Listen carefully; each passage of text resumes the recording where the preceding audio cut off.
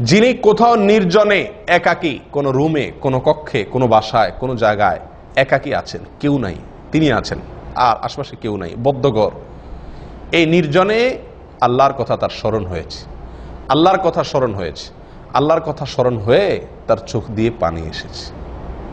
আল্লাহর কথা স্মরণ হয়ে কি হয়েছে ভাই? তার চোখ দিয়া পানি আসছে। এই ব্যক্তি আল্লাহর আরশের নিচে ছায়া পাবে। প্রিয় ভাইয়েরা, নির্জনে নির্জনে আল্লাহর ভয়ে চোখ দিয়ে পানি জীবনে আমাদের কতবার আসছে, এটা আমাদের চিন্তা করার বিষয়, এটা আমাদের ভাববার বিষয় যে নির্জনে তো প্রতিদিনই কোনো না কোনো সময় আমি নির্জন হই, কোনো রুমে, কোনো কক্ষে। এই নির্জনে একাকী নিঃসঙ্গ যখন থাকি, কেউ আশেপাশে থাকে না, আল্লাহর কথা স্মরণ হয়ে, আখিরাতের কথা স্মরণ হয়ে আমার চোখের পানি কতদিন আসছে, এটি হিসাব কষার সময় এসেছে। প্রিয় ভাইরা, নির্জনতার সুযোগ পেয়ে অপকর্ম করেছি, হারাম জিনিস দেখেছি, হারাম কাজ করেছি, কেউ নাই সেই সুযোগে, এরকম ঘটনা জীবনে হাজার লাখবার আমাদের জীবনে ঘটে।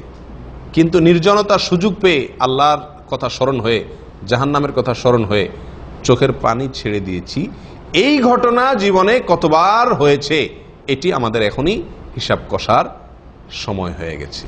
প্রিয় বন্ধুগণ, তাহলেই আল্লাহর আরশের নিচে ছায়া পাওয়া যাবে যদি আমার নির্জনতাটুকু কাটে কিসে? আল্লাহর ইবাদতে, আল্লাহর ভয়ে।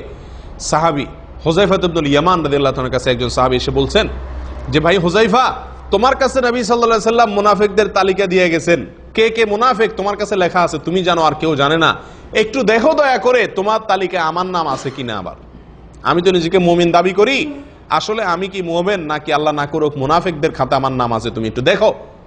হুযায়ফা ইবনুল ইয়ামান রাদিয়াল্লাহু তাআলা তাকে প্রশ্ন করলেন, আতুসাল্লি ইযা খালাউত, তুমি যখন নির্জনে একাকী হও, কেউ থাকে না, তখন তুমি সেটাকে সুযোগ মনে করে যে কেউ দেখছে না, আল্লাহর সঙ্গে আমার একান্তে কথোপকথনের, আল্লাহর সঙ্গে আমার ভাব বিনিময়ের, অন্তরঙ্গ হওয়ার, আল্লাহর খুব কাছাকাছি যাওয়ার এক আবেগময় পরিবেশ এখন আছে, কেউ নাই, এই মুহূর্তে তুমি একাকী সালাত পড়তে, নামাজ পড়তে তোমার ভালো লাগে কিনা, তুমি একাকী নির্জনে কখনো নামাজ পড়ো কিনা? তখন তিনি বলছেন, হ্যাঁ, এটা আমি করি। তখন হুযায়ফা রাদিয়াল্লাহু তাআলা বললেন যে, তাহলে তুমি নিশ্চিত থাকতে পারো তোমার নাম মুনাফিকদের খাতায় নাই। এটা ইমানদারের মার্কা, ইমানদারের আলামত যে ইমানদার গোপনে ইবাদত করতে কি করবে? পছন্দ করবে। ইমানদার গোপনে ইবাদত করতে কি করবে? পছন্দ করবে। কেউ দেখবে না, আমার মালিক দেখবে, কেউ আমাকে দেখছে না, কেউ জানে না, শুধু আল্লাহ দেখছেন। আমার এই ইবাদতটা নষ্ট হওয়ার সুযোগ নেই, রিয়া আসার সুযোগ নেই, হ্যাঁ, লৌকিকতার কোনো আশঙ্কা নাই, আল্লাহ দেখছেন শুধুমাত্র। আল্লাহর সঙ্গে আমার সরাসরি কথোপকথন, সরাসরি আল্লাহকে আমি নিবেদন করছি ইবাদত। এই মুহূর্তটুকু ভালো লাগবে।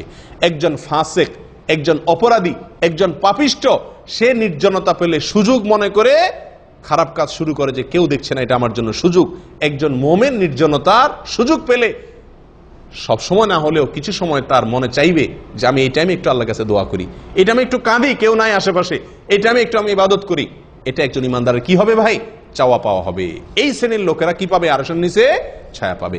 আজ আমাদের ইবাদতগুলো এমন হয়ে গেছে যে আমরা কি করি না, নির্জনতায় ইবাদত কেউ জানবে না, শুধু আমি আর আমার আল্লাহ জানবো, এরকম ইবাদত আমাদের একটি ইবাদত এরকম খুঁজে পাওয়া যায় না। উমরা করলেও সেলফি তুলতে তুলতে, ছবি তুলতে তুলতে, ফেসবুকে দিতে দিতে, ইহরামের কাপড় পরার আগে থেকে নিয়ে উমরা শেষ হওয়া পর্যন্ত প্রতিটা কাজ, প্রকাশ, ফলাও, প্রচার, একটি কাজও রাখি না যে আল্লাহ এবং আমার মাঝে সীমাবদ্ধ। এরকম আমল খুঁজে পাওয়া কঠিন হয়ে যায়। দান বলেন, দক্ষিণা বলেন, উমরা বলেন, হজ বলেন, সালাত তো পাঁচ ওয়াক্ত সবাই সামনেই হয়, এটা তো গোপন করার বিষয় না। সিয়াম, রমজান, এটা তো সবাই সামনেই হয়, গোপন করার বিষয় না। আমাদের গোপনের কোনো ইবাদত খুঁজে পাওয়াই কঠিন হয়ে যায়। গোপন সময়গুলো নিয়ে গেছে আমাদের মোবাইল সেট। এই মোবাইল সেট ছাড়া এটা আমাদের সবচেয়ে বড় শত্রু। আল্লাহি, একজন জান্নাতের যাত্রীর জন্য এই যুগে সবচেয়ে বড় বাধা, সবচেয়ে যে কয়টা বাধা সবচেয়ে বড়, এর ভিতরে অন্যতম বাধা হলো আজকের এই অ্যান্ড্রয়েড মোবাইলগুলো এবং নেট। অবসর সময় পাইলে, নির্জনতা পেলে আমরা সেখানে ব্যয় করি। আল্লাহ তাআলা আমাদেরকে হেদায়েত দান করেন, নির্জনে ইবাদত করার তৌফিক দান করেন।